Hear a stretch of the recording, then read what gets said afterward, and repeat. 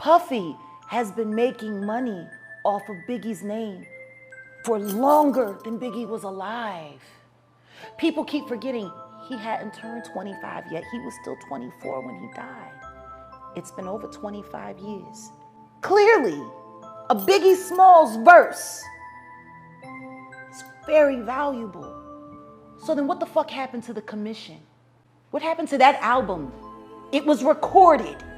It was being mixed and mastered upon Biggie's death. It was supposed to have came out that summer after Biggie's album because Biggie's album was slated.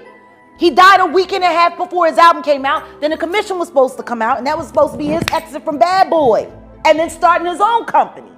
Puffy has been making money on that boy's name longer than he lived. It supported all of Bad Boy. That's real, yo. The more money you make, the more problems you get. Known mostly as the Notorious B.I.G., Biggie was murdered almost 3 decades ago, but somehow, to this very day, his killer has still not yet been brought to justice. However, there have been a series of interesting details that point to Diddy as the perpetrator of the evil that occurred against Biggie on the 9th of March, 1997. So, what exactly is Biggie's story? There's almost no millennial in the world that can say they haven't heard the tragic story of Biggie's passing. But what's even more worrisome is the fact that almost all the details that led up to his death are hazy. Coincidence? Doesn't matter because the jig is finally up. According to details from one of Bad Boy Records' old bodyguards, Diddy was apparently making major bank off Biggie being signed to the label, and somehow, a couple of weeks into the rapper looking to take an exit from the label, he was killed. During an episode of DJ Vlad's vlog, the bodyguard, Gene Deal, revealed that Biggie had been making moves under the table to leave Bad Boy for a different platform on a lucrative deal that was worth over $60 million. At the time, Deal, for his part, revealed that he saw the contract Biggie signed while he was still at Bad Boy when he had Diddy's bags with him on a trip. The details of the contract, according to Deal, revealed that while Biggie had been making $250,000 from his music, the publishing income went directly to Diddy. Upon speaking to Biggie about the deal, the former bodyguard said that Biggie allegedly told him all about the new deal he was planning to make and how it was worth a lot more. Yeah, Big had a contract, and what happened was when me and Puff rode on the plane coming back down there, Puff gave me his briefcase.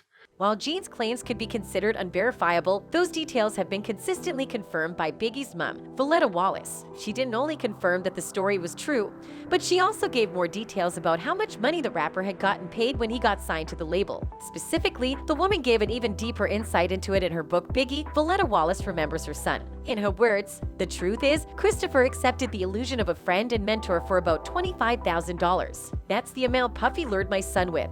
That was a lot of money for Christopher back then as a 19-year-old. He had never seen that much at one time in his life. It was enough money to make my son believe that Puffy was ready to do anything for him. It was enough to buy a blind love and loyalty." While speaking in the interview with DJ Vlad, Deal revealed that Diddy pretty much placed making money above every other thing. According to the former bodyguard, Diddy himself said he couldn't care less whatever happened to Biggie and Tupac, as long as his money was still rolling in. For more context, this was mere months before the pair met their makers. In the interview, he also spoke on one particular incident that occurred at the Soul Train Awards. He said that Diddy became angry after he listened to a conversation with the other bodyguards where the rapper had told them he escaped death row. Sinister, isn't it? There's more. He stated that the only thing that mattered to Diddy was making money and the business part of their music life. After these revelations, he said that Diddy basically engineered the chain of events that might have ultimately led to both Tupac and Biggie dying. And there's also the fact that he said he didn't care if Suge Knight got thrown in jail. After this next album? Yeah, Big had a contract, and what happened was when me and Puff rode on the plane coming back down there, Puff gave me his briefcase and everything like that. Like, yo, here, like me carry this shit. Say, all right, motherfucker, I got 5 hours, 6 hours on this thing. Let me see what's in the briefcase. And I seen Big contract. During the same interview, Gene disclosed that the shooter of Biggie approached Diddy prior to the murder. He also discussed the well-known sketch of Biggie's alleged killer, stating that it was inaccurate. Gene claimed that the police had obtained surveillance photos of the man matching the eyewitness's description from the night of the shooting. But these photos have never been made public. Diddy has expressed feelings of responsibility for the death of his then 24-year-old friend Biggie in an interview with Wendy Williams. He also recounted the events of that night, stating that he and Biggie should have been on a plane leaving the country. The claim made by Diddy that Biggie was the one who wanted to stay in Los Angeles was challenged by Kirk Burroughs, the former president of Bad Boy Records. According to Burroughs, it was actually Diddy who requested they remain in LA rather than travel to London. Who idea was it, man, for Biggie to go to LA so soon, knowing that Tupac got killed 6 months earlier? The award show season was up. We had to go out there to participate in that. We had records that were nominated. We were a budding, launching company that already launched, and we were successful. We could not go. But Biggie did have an inconvenience. He had a car accident. I think it was in Brooklyn, maybe downtown Brooklyn. He had a broken femur at that time, and he was recovering from that. Big-sized person, could not really sit comfortably in a plane, not even first class, with a cast on. It was uncomfortable. He was talked into going to the LA portion of the trip so that he could be out there ahead of time. He was out in LA so there wouldn't be a big rush and bustle to get him there. So I think he was out there for a good week and a half ahead of time leading into the event.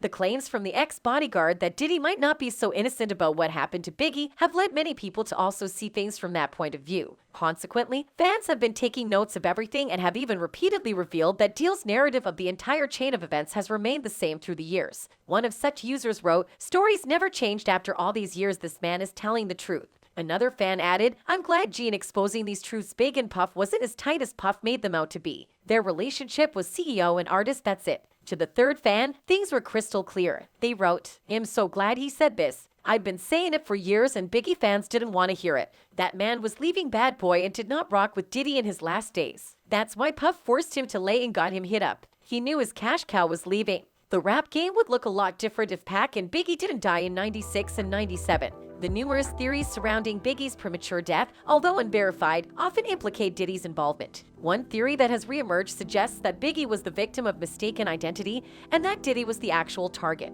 Leaked FBI documents show that Diddy received multiple death threats and his security guard encountered a man who had approached Diddy's car shortly before the shooting occurred. Both rappers were waiting for their vehicles outside the Peterson Automotive Museum and left following an after-party. They both entered the front passenger seat of their green SUVs. Diddy's security guard instructed the driver to proceed through a red light instead of stopping at an intersection, as they believed it was unsafe to wait. Biggie's driver did not follow this action and remained stopped at the lights. Shortly after, a dark Chevy Impala pulled up next to Biggie in his green GMC Suburban and fired upon the vehicle. Despite being taken to Cedars-Sinai Medical Center for emergency surgery, Notorious Big passed away from his severe injuries and was declared dead at 1:15 a.m. Although Biggie is no longer with us, his impact and music endure in fans globally. He will always be remembered as a legendary rapper and his music remains popular to this day. That's it for today's video, folks. Bye!